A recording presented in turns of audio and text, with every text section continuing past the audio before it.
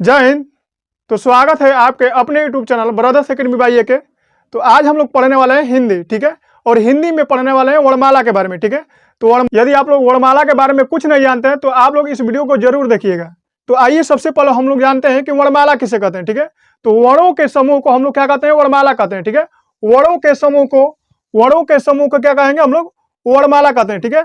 हालांकि हम लोग पिछले वीडियो में वर्ण के बारे में बता दिए, ठीक है, कि वर्ण किसे कहते हैं। यदि आप लोग नहीं जानते हैं तो आप सिंपल भाषा में आप लोग समझ लीजिए कि जिसका खंड या टुकड़ा ना हो उसे हम लोग क्या कहते हैं, वर्ण कहते हैं, ठीक है। अब देखिए हिंदी वर्णमाला में कुल 52 वर्ण होते हैं, ठीक है। जो हिंदी में जो अक्षर होते हैं उनकी संख्या कितनी होती है, पूरा 52 होती है, ठीक है।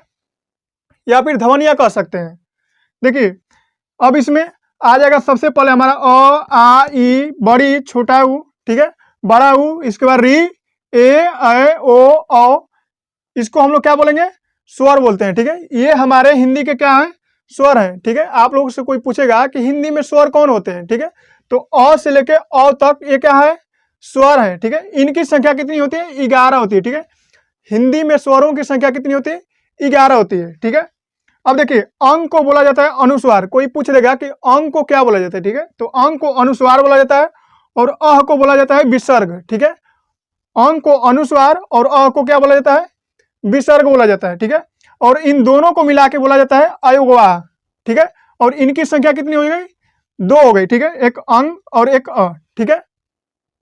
आप लोग से कोई पूछ देगा कि अंग और अ को क्या बोला जाता है, ठीक है, आप लोग क्या बताइएगा, अयोगवाह बोला जाता है, ठीक है। यदि कोई पूछ देगा कि अंग को क्या बोला जाता है तो अनुस्वार बोला जाता है, ठीक है। और अ को क्या बोला जाता है तो विसर्ग बोला जाता है, ठीक है।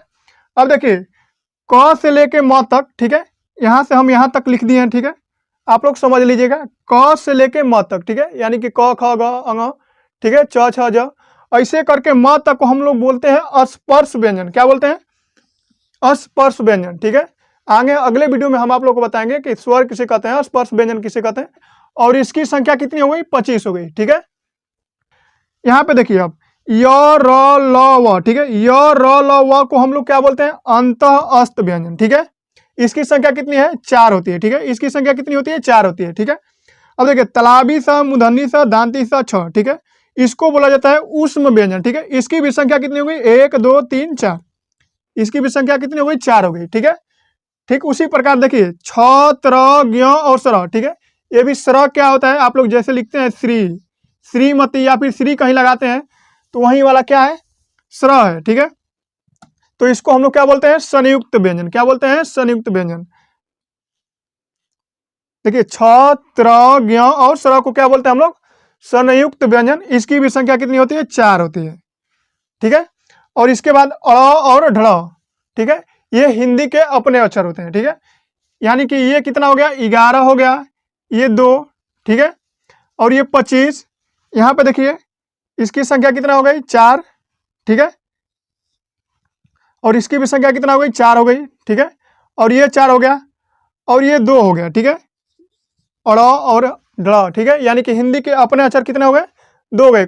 सब मिला के कितना होता है, 52 होता है, ठीक है। लोग अपने कॉपी पे जोड़ सकते हैं। सब हिंदी की संख्या कितनी हो जाएगी, सब मिला के 52 हो जाएगी।